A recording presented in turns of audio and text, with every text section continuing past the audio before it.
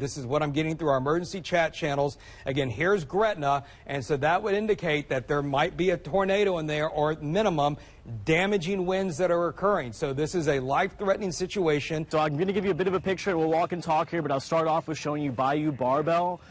This is a gym that was destroyed. I mean, you can see like the glass is shattered. I'll shine my light there. Hopefully that can help a little bit. And WVUE's Fox 8's reporter Olivia Vidal, her uncle, was actually in Bayou Barbell at the time. And while he was inside, he texted her and said, my whole gym is destroyed. The roof caved in. This tornado, when I came on the air, remember, it was near Lafitte and Crown Point. It was right over the northern edge of Lake Salvador and moving to the northeast. And we said, look out, Estelle. It was likely on the ground there. We know it was on the ground with the damage, albeit not as bad in Jefferson Parish as what happened in Orleans and St. Bernard. I'm right off St. Claude, and you can see the devastation behind me. I mean, really just unbelievable amount of damage to this home, completely leveled. I mean, you can see the roof caved in. Excuse me, I have to watch where I stepped. Wood and debris flung everywhere. I mean, just unbelievable. So many images coming in, and just devastating to see the size of a tornado like this in our area. And as David mentioned, we haven't seen anything like this since the New Orleans East tornado, the EF3. Yeah, I've been speaking a little bit with David. David, are you a resident out here? Yes, sir. I've been living down here since 1967. And I've been here for a pretty long time. Yeah. But I have never seen anything like this come through here. Maybe one tornado about 15 years ago. And this is your car? This is your car, correct? Yes, sir. Wow. Picked it up and flipped it over. What are you going to do next? I'm just going to try to figure out when they're going to clean all this up, and try to get the car flipped over and get all my paperwork out of it. Try to get another vehicle. That's all I can do. You said, where's this roof from? You were telling me a little bit earlier. It's from the building next door. Because the tornado came through here from the river all the way through St. Claude, or St. Bernard Highway as they call it, and continue on. And then we was next door taking cover, and we heard it coming. And then when it finally stopped, we all came outside and looked, and all the poles were down, the lights went off, and it was just completely torn up. Did you ever think that something like this could happen here? Oh, no, we didn't think it was going to be this bad. We knew it was coming in. We thought it wasn't going to be nowhere like this, but this is pretty bad. Yeah. Have you been down the street? Have you seen the houses down the street? No, but I got a friend of mine coming up. They own a bed and breakfast down the block, and they wanted me to go check on it, but I'm trying to figure out what I'm going to do about this call first. Steve, can we show this house over here? I don't know if we're able to I mean, this is just unbelievable. Unbelievable amount of destruction here in Arabi. Sorry, I'm just stepping over some wires. I mean, look at that. Wow. Wow. Roof completely collapsed. Home is just demolished. I mean, this is really, really bad. Well, you can hear the wind coming through. I put my family in the bathroom. As soon as we got in the bathroom, all of our ears popped, and you just knew, you knew what it was. And I come out, it lasted maybe 10 seconds tops. I don't think it lasted that long. I come outside, and it looked like Ukraine, These are pictures, now video, more of this massive tornado's damage that's will be even more clearer when the sun rises tomorrow. But just by what we see, the power of the storm, this car that was flipped over, I think that was a car. We were talking to someone earlier. He said that was his car to get to work. He didn't know what he was going to do next. So many people, that the tops of their homes have been sliced off. Some completely flattened. Look at those power lines, Liz. I mean, they're just wrapped and just twisted and mangled metal around the power lines. I think that was in the Friscoville area. David Jones is with one of those rescue crews giving us an update from Arabi tonight. David. Yeah, we're on Royal Street in Arabi right now. We're just following along some first responders that are going door to door and making sure that residents are safe, that people are safe here. Again, just total devastation from what we're seeing here. Steve, I don't know if, can you do a quick pan to the right? do a quick pan to the right so you can see, I mean, look at that. That's just horrible. And the neighbor actually told me that the roof on this house was already pretty damaged from Ida, that they hadn't replaced it yet, so that might account for some of the damage you see. But this really looks like, I mean, I'm, again, not a meteorologist here, but it looks like it could have touched down around here. We got a trailer flipped over on its side. It's still dark, so we still haven't seen the extent of all of this damage, but we've talked about how this house is virtually, the roof was peeled off, rooms which are unrecognizable right now. We're looking into the kitchen. However, just down the way across from this house and across from these houses that were demolished, houses are fine, all with just a little bit of damage. With it's just hit or miss. It's hit or miss. We'll have team coverage all morning as we get a better look at the damage for the first time in the daylight. Andres Fuentes, Kelsey Davis, and Rob Krieger are all live in Arabi this morning. Let's start with Kelsey and Rob. Yeah, good morning, Meg. We're here right now in the same location that we've been throughout the morning. Kelsey actually went around the corner to survey another portion of the area right now, but I can tell you as this sun is breaking, we're really getting a view of what has happened. I want to step out right here and show you, Jake, my photographer here, can kind of zoom in on some of these houses that we've been seeing this damage, and now you're really getting this like full look of this damage right now. We actually were able to put a drone up just a short moment ago and take a look at how far this damage is spreading, and there's nothing like that aerial shot to really give you a view. 8:49 now, and we want to show you some new drone footage that we took a little earlier this morning, and you can really see the path of this tornado, Zach. As I was mentioning earlier, you've got that larger house that's kind of on the back of the screen. That looks like it's untouched almost. Then directly across the street, all of those homes on that street and the ones right behind it demolished. Fox 8 News is New Orleans' fastest growing evening news. Fox 8 Local First starts now. This is like a new level of devastation. This is just like it just got squashed. At daybreak, the horrifying reality became all too clear. By far the scariest thing I've ever experienced in my life. In Jesus' name.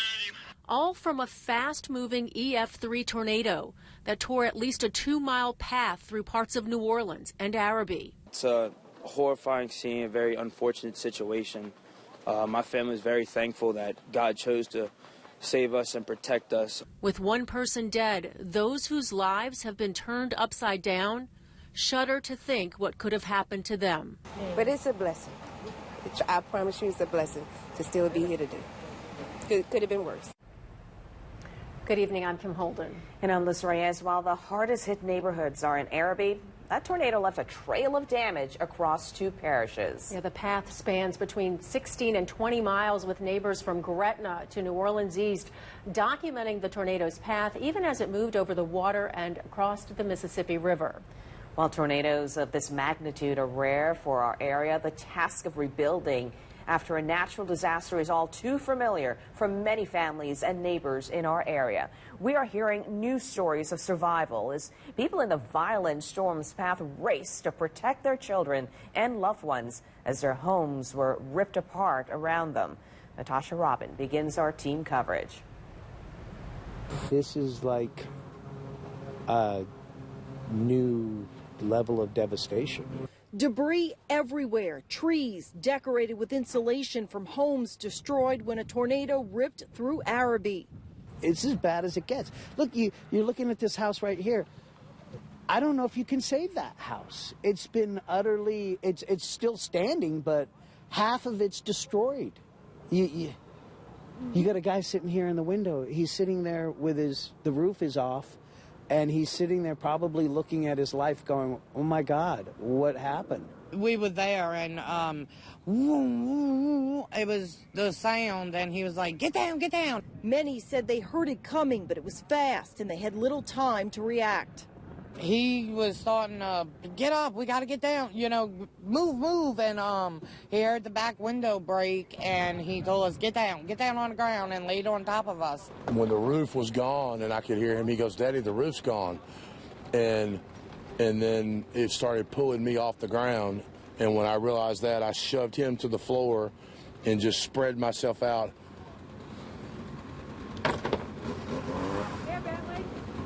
because I was afraid that it would pull him out around me. Neighbors jumped into action. We were watching people. I was helping people get out of their houses. Their houses were leveled. We're pulling them out of like rubble, sticks. After an emotional night, they woke up to a mess. Power lines snapped, vehicles damaged, and the area littered with debris. Both cars, the house, in a matter of 2.5 seconds. Now they rebuild, but the recovery process will not be easy. I got a lot of friends that build back here. I build back here. We've renovated this area for the last 5 years, and it's come a long way. I don't know how this is going to affect us. It was a massive effort in such a close-knit community, Robin. You know, neighbors were rescuing neighbors last night, and then today they came out and they helped each other rebuild. Yeah, a lot of neighbors helping neighbors and friends coming over to help friends, too. A lot of people staying with friends. It's a close-knit community, as you know, Natasha. And even though a lot of people are pitching in to help each other out, they still need some outside help. And with that in mind, Governor John Bel Edwards and a host of other officials have been touring this area today, trying to determine whether or not there's going to be a federal disaster declaration. There are a lot of thresholds that need to be met for that declaration to be hit. And at this point, it is not clear whether or not those thresholds will be met. Now, officials say about 600 homes in the Arabi area between the river and the 40 Arpent Canal received some type of damage from Tuesday night's tornado. That damage varies from house to house. Some houses are untouched, sitting next to a foundation where another house was completely blown to pieces. Parish President Guy McGinnis is hoping for a federal disaster declaration to help speed the cleanup and recovery. But at this point, the governor says that assessment has not been made. To ask the federal government, FEMA, for public assistance, we have to have $7.6 million to public infrastructure. Quite frankly, we've looked around. I don't think we're going to meet that. And then there is no objective formula that tells you when you qualify or don't qualify for individual assistance. So we're going to collect all the information. We do have FEMA with us here on this trip. They're embedded with us. I've already talked to the FEMA administrator. We're going to give them all of the damage information, let them know all the low to moderate income homeowners and renters that have suffered damage to where they were living, and detail all the other elements of damage and see what we can qualify for. But we're not waiting for that in order to start helping. The parish president appreciates that help. They don't want the outpouring to get in the way of the recovery. However, they are asking that if you do want to contribute relief supplies, or a lot of people bringing in meals. Brennan's restaurant brought in meals today.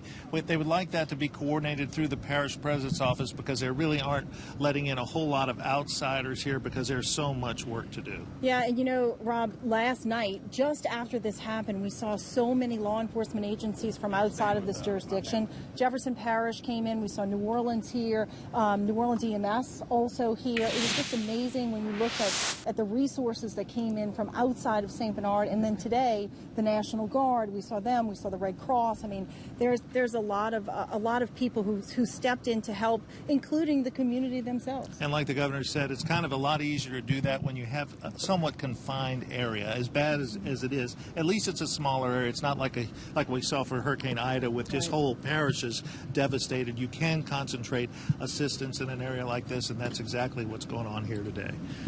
So for Natasha Robin, I'm Rob Manson, reporting live from Arabi, where the recovery effort continues this evening. All right, thank you guys. Well, we are learning more about the young man who was killed last night. Connor Lambert was 25 years old. He was a Chalmette High School grad and a National Merit finalist. He went on to college at the University of Louisiana at Lafayette, where he graduated with an engineering degree. Rob Krieger spoke with Lambert's friends. On Benjamin Street, widespread devastation. Homes leveled, roofs ripped apart, entire portions of walls devoured by the tornado. People were inside these homes, living their lives, eating dinner, taking care of their children, when the storm did its worst. We were in the underneath the stairwell, hiding. It hit so fast, man. We were there not even for a minute before it hit. The house started rattling. I mean, the sound was amazing. I mean, you couldn't hear a thing. I mean, and within seconds it was gone. Cole Biamonte was upstairs in his home when the storm hit. Moments earlier, he says his family saw Connor Lambert pull into the driveway in this truck before they took cover from the storm. Minutes later, when they peered outside, his neighbor's home was gone. Lambert's friends say he was killed in the storm. Tragic moments as the powerful tornado ripped through the neighborhood. This morning, literally nothing is left as friends and family try to salvage what they can. Kim and Liz, this makes me really think back to 5 years ago. In fact, last night when this tornado emergency was ongoing and we started to see the video of what was happening, I thought, my goodness, this is probably going to equal what happened in the East back in 2017. And today, when we look around, that's been confirmed. My first observation last night was that this was definitely going to be EF2 damage. And today it was confirmed that it was an EF3 in Arabi. We have not put a wind speed on it. But again, that rating would be somewhere around 135 to 165 mile per hour winds. That would be a Category 4, low end Category 5 on the Hurricane Saffir-Simpson wind scale, just to give you some perspective.